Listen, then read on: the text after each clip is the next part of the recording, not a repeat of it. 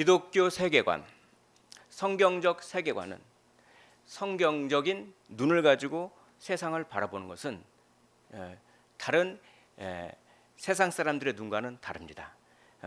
성경적인 눈은 기독교 세계관적인 관점으로 세상과 세상의 역사를 이렇게 바라봐요. 창조, 타락, 구속, 완성, 그리고 믿음. 한번 따라해 보겠습니다. 창조, 타락, 구속, 완성, 믿음. 자, 첫 번째 창조. 하나님께서 온 우주를 창조하셨습니다. 아멘이시죠? 아멘입니다. 진짜 하나님께서 창조하셨어요. 두 가지 미세 조정이라고 있습니다. 미세 조정. 이것은 뭐냐면 과학자들이 이런 얘기를 해요. 저 태양과 우리 지구의 거리가 있잖아요. 그 거리가 몇 미리만 틀어져도 이 지구에는 사람이 살 수 없는 환경이 만들어집니다. 그리고 우리 지구가 태양을 돌잖아요. 그 도는 속도와 자전이 이렇게 기울어졌잖아요. 각도와 이런 것들 아주 조금이라도 틀어지면 이 지구에 사람이 살 수 없는 환경이 만들어집니다. 그만큼 아주 세밀하게 온 우주가 창조되었습니다. 그것은 무엇을 뜻할까요? 우연히 만들어졌다면 그렇게 세밀하게 만들어질 수가 있을까요? 뭔가 어떤 존재가 어떤 목적을 가지고 세밀하게 만들었다고 생각하는 것이 더 합리적일까요? 아니면 그냥 우연히 이렇게 됐어라고 하는 것이 더 합리적일까요? 어떤 존재가 어떤 특별한 목적을 가지고 그렇게 만들었기 때문에 이렇게 세밀하게 만드는 것이죠. 그게 더 합리적이지 않겠습니까? 또 도덕의 존재가 있습니다. 만약에 우연히 이 세상이 만들어졌다면 도덕이 굳이 필요할까요? 엄마한테 아빠한테 욕하면 양심에 찔릴까요? 안 찔릴까요? 누구 살인하면은 마음이 아플까요? 안 아플까요? 도덕은 왜 존재할까요? 그것은 어떤 창조주가 자신의 목적을 위하여, 선한 목적을 위하여 무언가를 만들었을 때에만 가능한 일이죠. 만약에 진화론처럼 세상이 우연히 만들어졌다라고 하면 우연히 만들어졌기 때문에 어떠한 것도 가치가 없어요. 저도 우연히 만들어졌고 여기 있는 모든 사람들도 우연히 만들어졌기 때문에 가치가 없어요. 가치가 무가치예요. 그렇기 때문에 막대해도 돼요. 누구에게 욕해도 되고 다 그래요. 그런데 우연으로 만들어지지 않고 뭔가 어떤 존재가 특별한 선한 목적을 가지고 만들었기 때문에 모든 존재는 다 가치가 있기 때문에 거기서부터 무엇이 나옵니까? 도덕이 나옵니다. 왜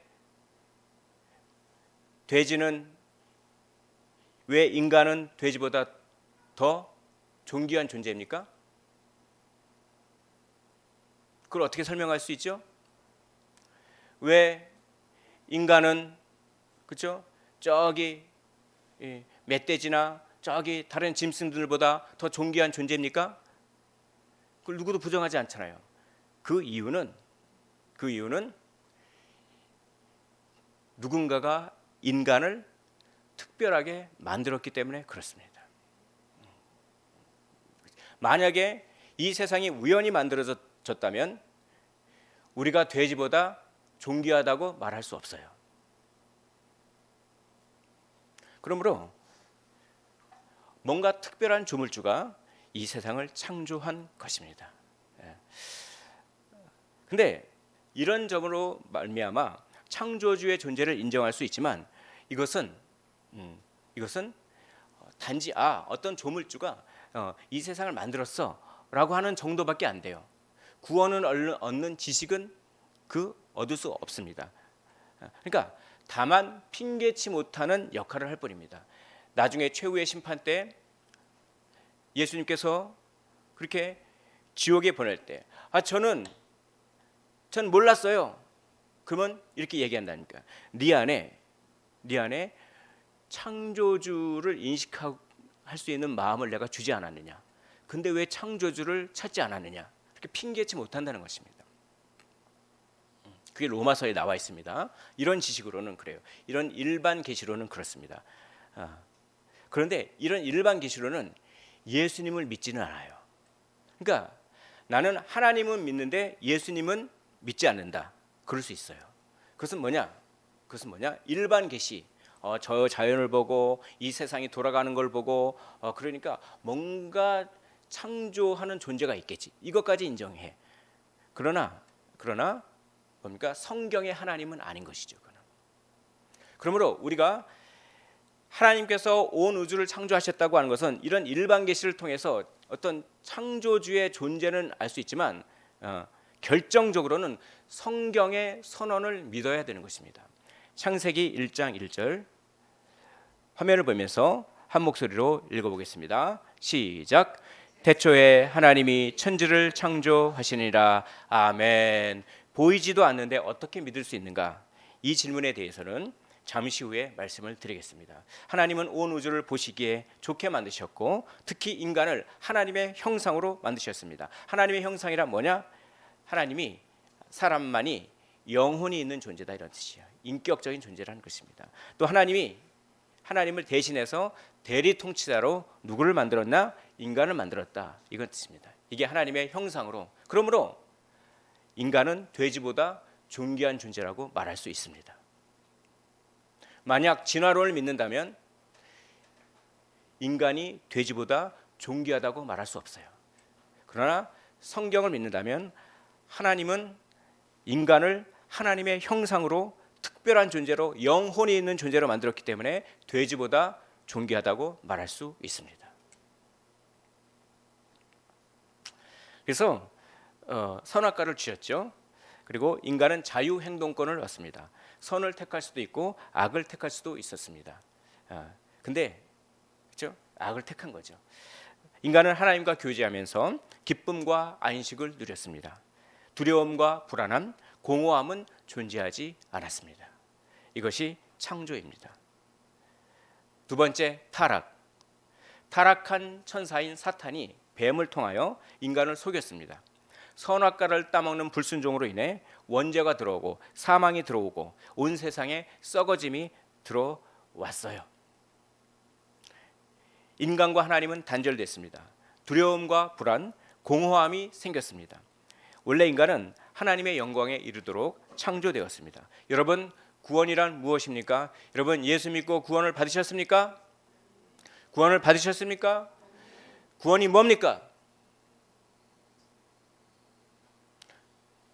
영생하는 거예요. 영생이 뭡니까? 오래 사는 거예요. 아니요. 영생이란 단지 오래만 영원히 사는 것만을 의미하지 않습니다. 구원은 하나님의 영광에 이르는 것입니다. 영광이라고 하는 말은 탁월함입니다. 하나님께 영광을 돌리다. 이 말은 뭡니까?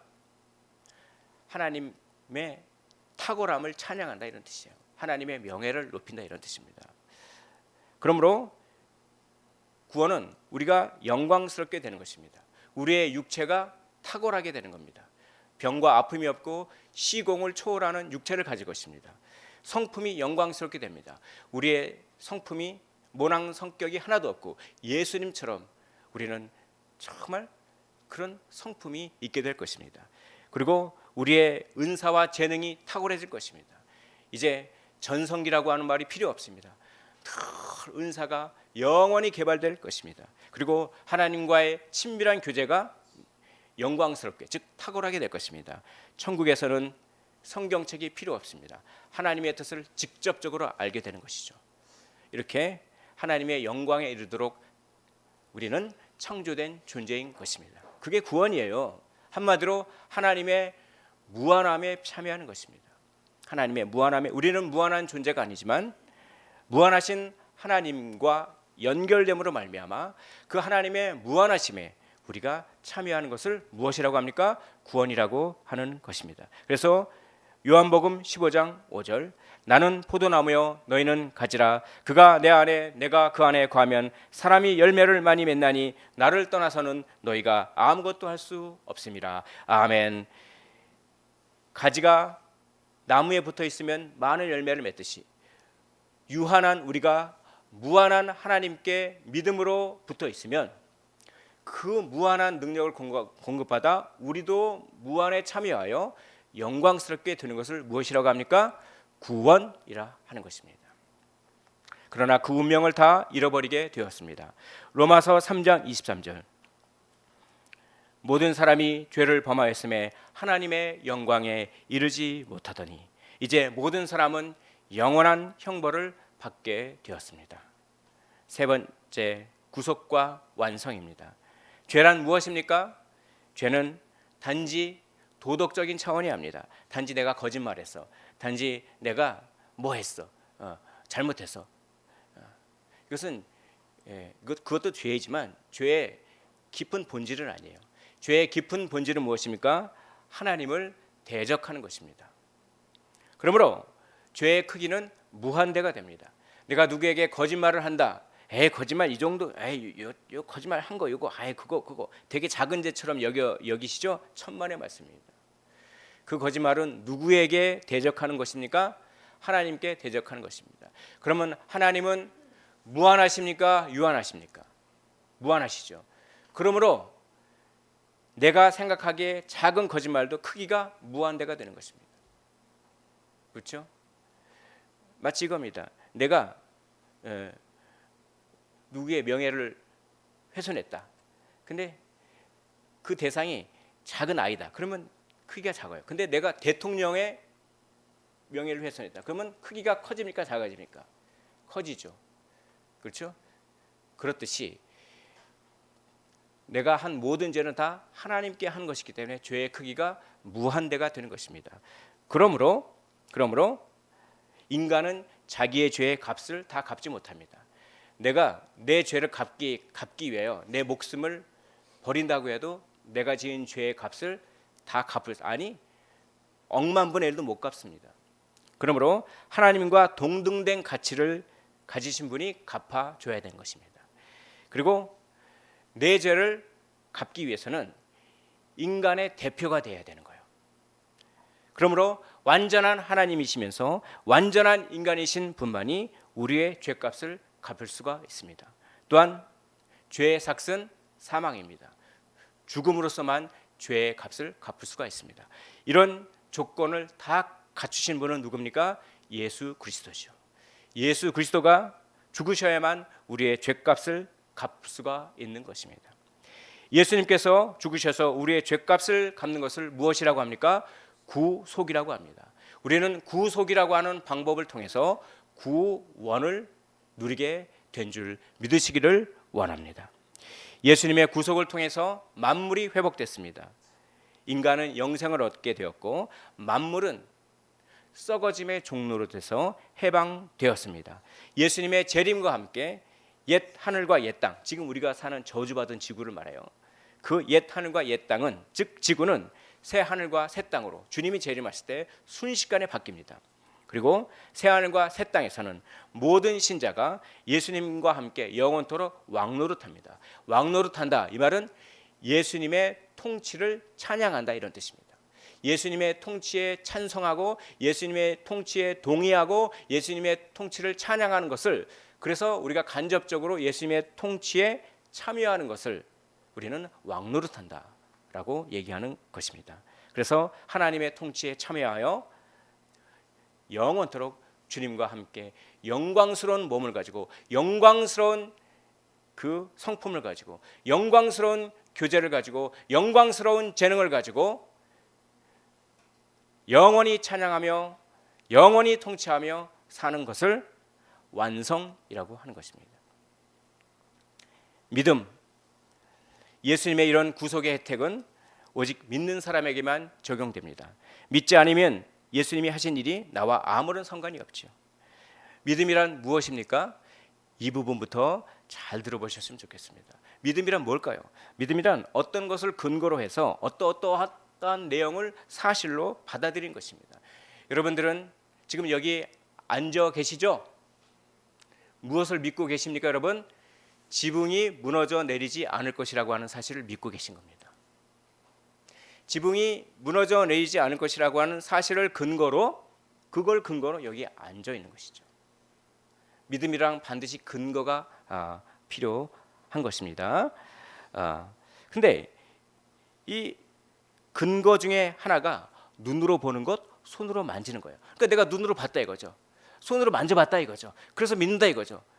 그건 믿음의 근거가 돼요. 맞아요. 그렇게 해서 믿는 거예요. 그런데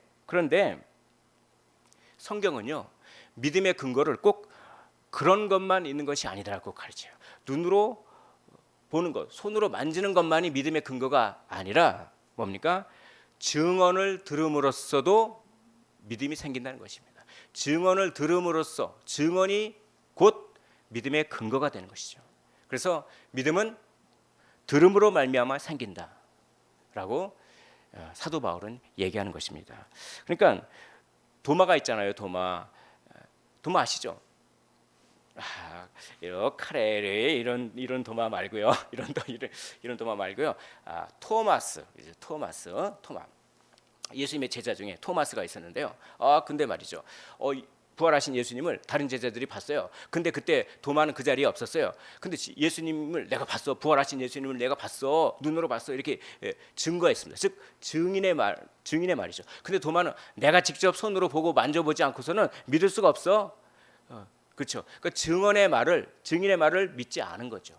그러니까 도마는 믿음의 근거를 자기가 눈에 보고 손으로 만지는 그것만은 믿음의 근거로 삼았다는 겁니다. 근데 예수님께서 딱 나타나시잖아요. 그래서 날 좀 봐라. 그리고 옆구리 한번 손 넣어봐라. 네가 만지고 눈으로 봤지. 이제 나 믿겠니? 그러시면서 이렇게 얘기하는 것이죠. 요한복음 20장 29절 말씀입니다.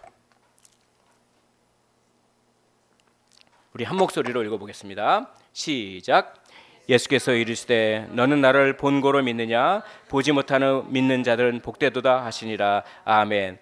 여기서 분명히 예수님께서는 보지 않고도 믿을 수 있다고 하는 것을 전제로 하시잖아요. 보지 않고도 믿는 자는 복되다. 이건 뭐냐면 믿음의 근거는 눈으로 보고 손으로 만지는 것만 있는 것이 아니라 증언을 들음으로써 또 믿음이 생기고 그것도 믿음의 근거라는 거예요. 이건 굉장히 중요한 말씀입니다. 이거는. 그래서 요한복음 20장 31절 제가 읽어보겠습니다. 화면을 한번 봐주십시오.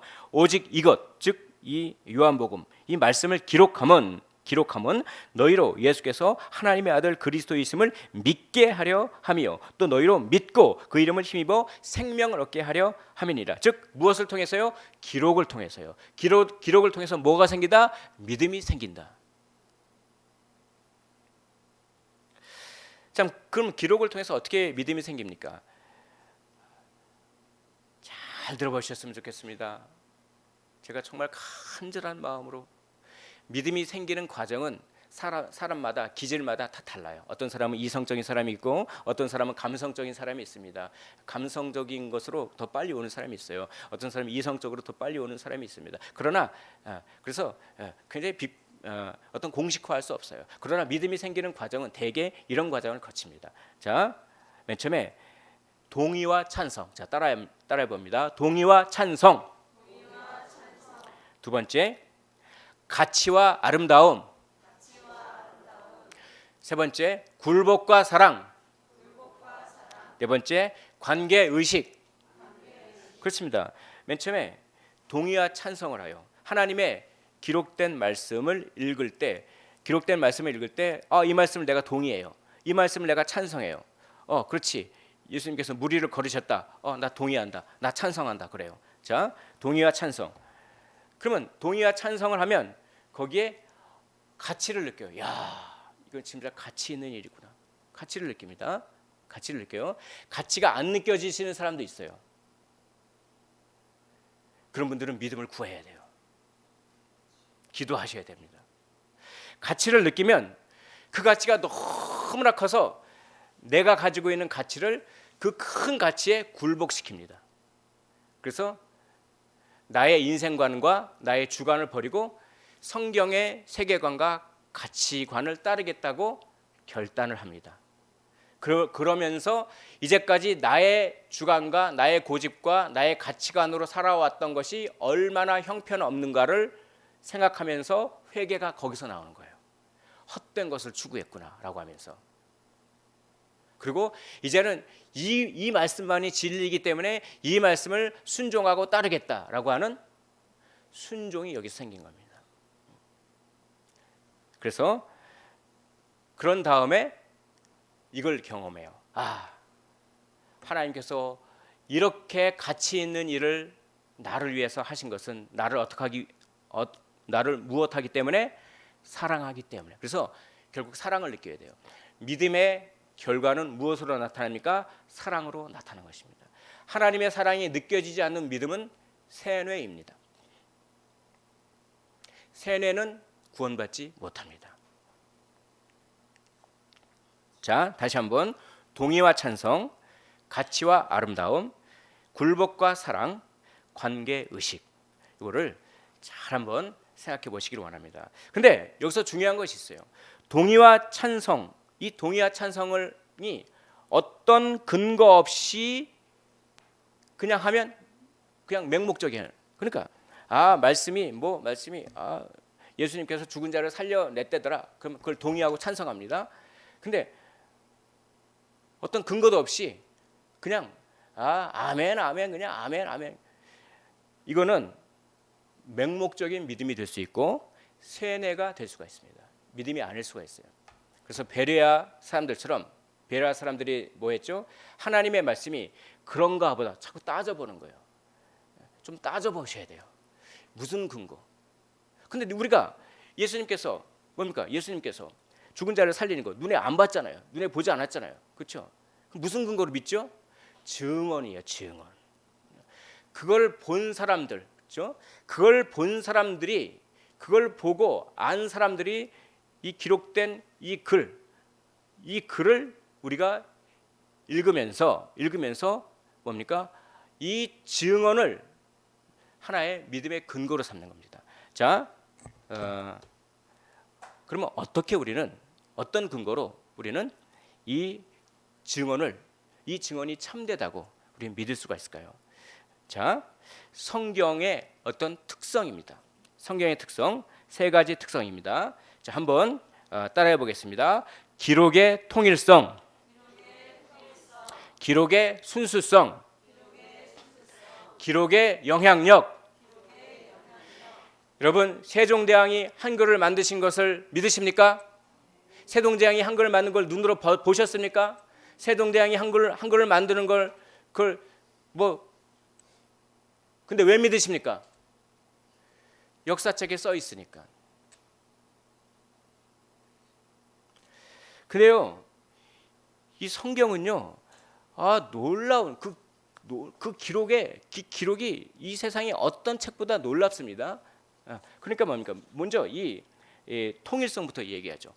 성경은요, 40명의 저자가 1500년, 1600년에 걸쳐서 쓴 거예요. 그러니까 제가 성경을 예를 들어서 쓰고 한 100년 있다가 여기 앉은 사람이 또 쓰고, 한 200년 있다가 여기 앉은 사람이 또 쓰고, 한 500년 있다가 한 몇 사람이 쓰고, 다시 500년 있다가 몇 사람이 쓰고, 그러면 내용이 뒤죽박죽이 되는 게 정상일까요? 아니면 아주 세밀하게 아주 한 사람이 쓴 것처럼 통일성을 이루는 게 더 자연스러운 현상일까요? 내용이 뒤죽박죽이겠죠. 근데요, 성경은요, 40명이 각자 살아온 배경이 다 틀린 40명이, 그것도 1, 2년도 아니고 100년, 200년도 아니고 1600년의 간격을 가지고 썼는데, 마치 한 사람이 어떤 특정한 목적을 가지고 세밀하게 쓴 것처럼 유기적으로 연결되어 있고, 그렇죠? 통일성을 이룬다. 이런 책은 세상에 존재하지 않습니다. 그러므로 성경의 말씀은 진짜라는 거예요. 두 번째, 성경 기록의 순수성입니다. 이거는 성경이 꾸며낸 거냐, 막 꾸며낸 거냐,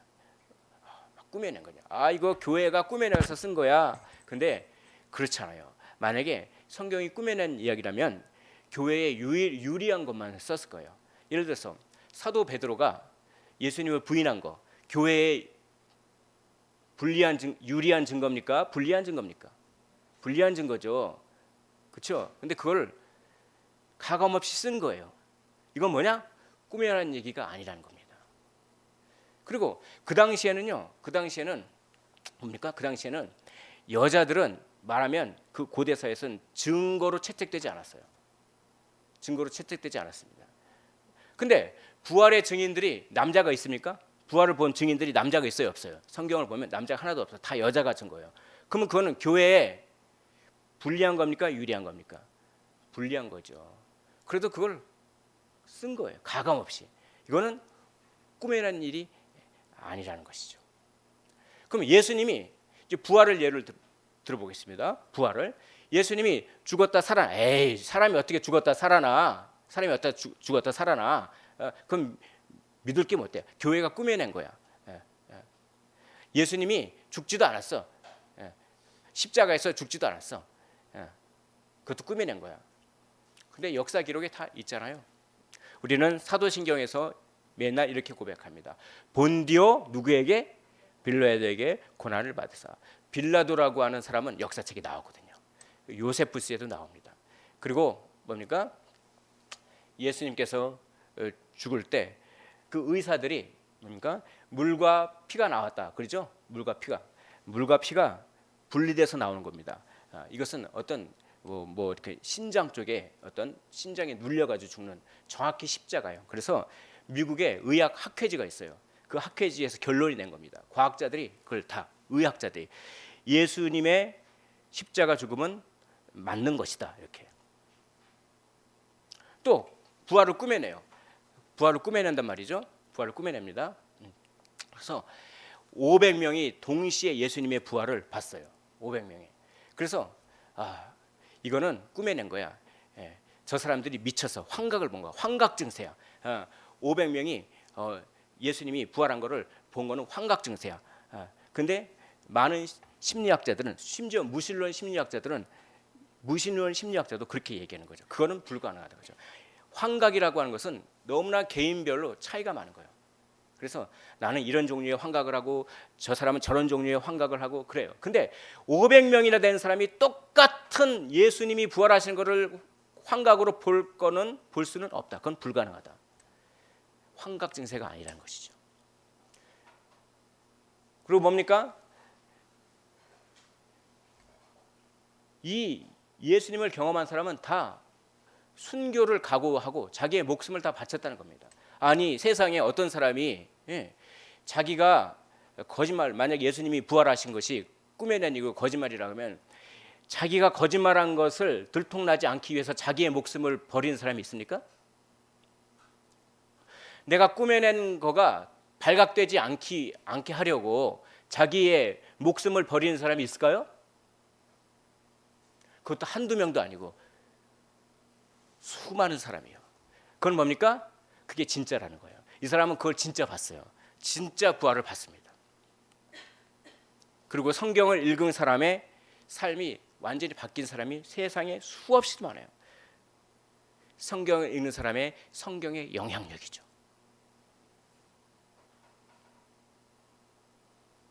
이런 걸로 볼 때 무엇입니까? 성경에서 말하는 것은 사실이고, 그렇죠? 성경은 성령의 감동으로 쓰여진 글이다라고 하는 것이 사실일 수밖에 없어요. 기록의 순수성, 기록의 통일성, 기록의 영향력을 볼 때 그렇습니다. 이걸 생각하는 거예요. 따져보는 겁니다. 이 근거를 따져보는 거예요. 이 세상에 이런 책은 없습니다. 그걸 따져봤을 때 뭡니까? 이 증언은 정말 진짜였구나. 그렇죠? 진짜인 것이죠. 그러면 여러분, 이게 진짜라면 여기에 계신 분들은 신앙생활을 흐리망텅하면 안 됩니다. 이게 진짜라면 예수님이 죽으셨다 살아나셨다고 하는 것이 진짜라면 그 예수님은 구약 성경을 인정하셨습니까? 인정하지 않으셨습니까? 구약 성경을 인정하셨죠. 그러면 구약 성경도 진짜라는 것입니다. 그럼 구약 성경의 창세기 1장 1절에 뭐라고 돼 있죠? 태초에 하나님이 천지를 창조하시니라. 그것도 진짜라는 것이죠. 그러니까 부활이 가장 핵심이에요. 부활이.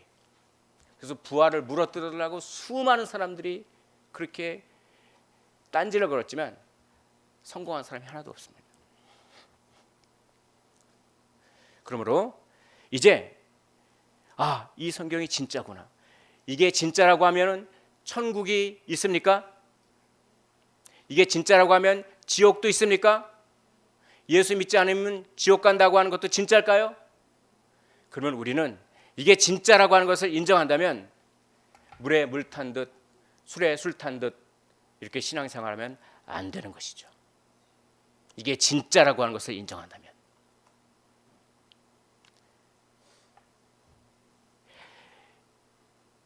이렇게 성경 기록의 특성에 근거하여 말씀 하나하나 한 구절 한 구절에 대해서 진심으로 동의하고 찬성을 하면 이 성경의 증언은 진짜입니다. 성경의 기록의 통일성, 기록의 순수성, 기록의 영향력을 볼 때 이 성경의 기록은 진짜입니다. 진짜니까 내가 오늘 말씀도 진짜입니다. 나는 이 성경 기록의 특성에 여기에 근거해서 맹목적이가 아니라 맹목적으로 세뇌당하는 것이 아니라 이 성경이라고 하는 책의 특성에 근거해서 내가 오늘 읽은 이 말씀은 진짜입니다. 진짜입니다. 동의합니다. 찬성합니다. 동의합니다. 찬성합니다. 라고 해보십시오. 그리하면 그때부터 전에 느끼지 못했던 가치와 아름다움을 느끼게 됩니다. 전에 느끼지 못한 가치와 아름다움. 그때부터 느낌이 생기는. 나는 믿으려고 했는데 참 믿음에 느낌이 없어. 믿음이 안 생겨져. 그런 분들은 이렇게 노력하십시오. 이 성경의 특성, 기록의 통일성, 기록의 순수성, 기록의 영향력을 생각하고 또 생각하십시오. 이 성경이 진짜였기 때문에 성경을 읽은 사람이 성경의 가치를 지키고자 목숨을 버렸습니다. 그것도 한 명도 아니고 수백 명이요, 수천 명이요. 이 성경은 진짜이기 때문에 그렇습니다. 이 성경의 특성을 생각하면서 이 말씀이 진짜입니다. 이걸 근거로 진짜입니다. 동의합니다. 찬성합니다. 라고 하면서 성경을 가슴 깊게 동의와 찬성을 끌어당기십시오. 그럴 때 굴복이 일어나요. 그럴 때 예수님의 말씀이 다 진짜이기 때문에 지옥도 진짜 있구나. 천국도 진짜 있구나.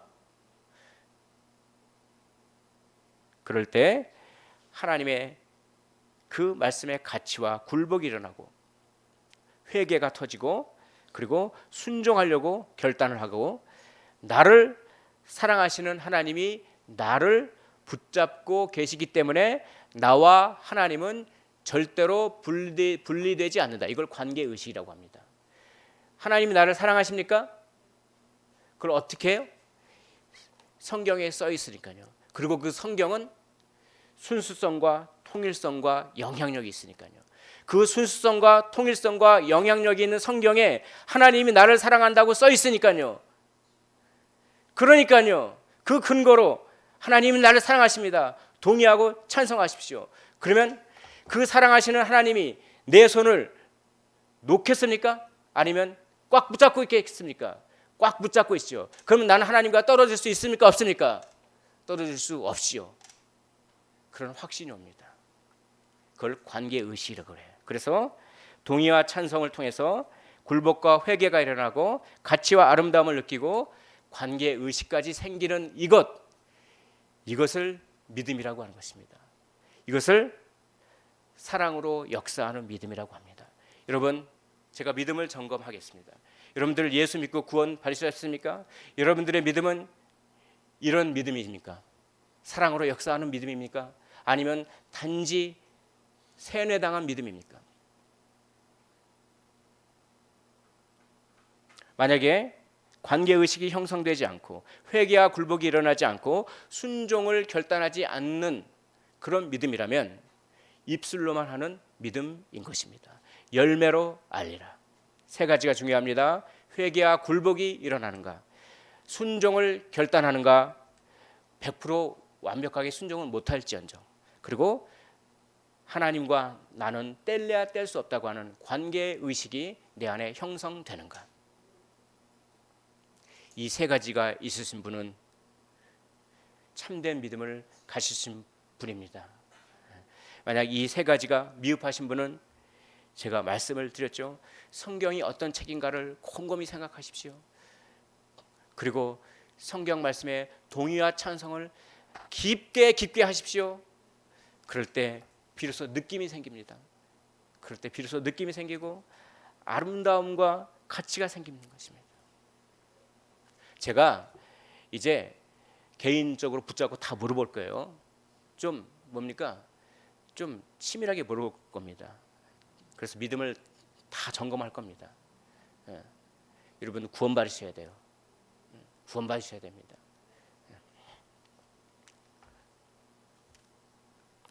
우리의 믿음을 점검하시고 구원 얻는 참된 믿음을 소유하시기를 주의 이름으로 축원을 드립니다.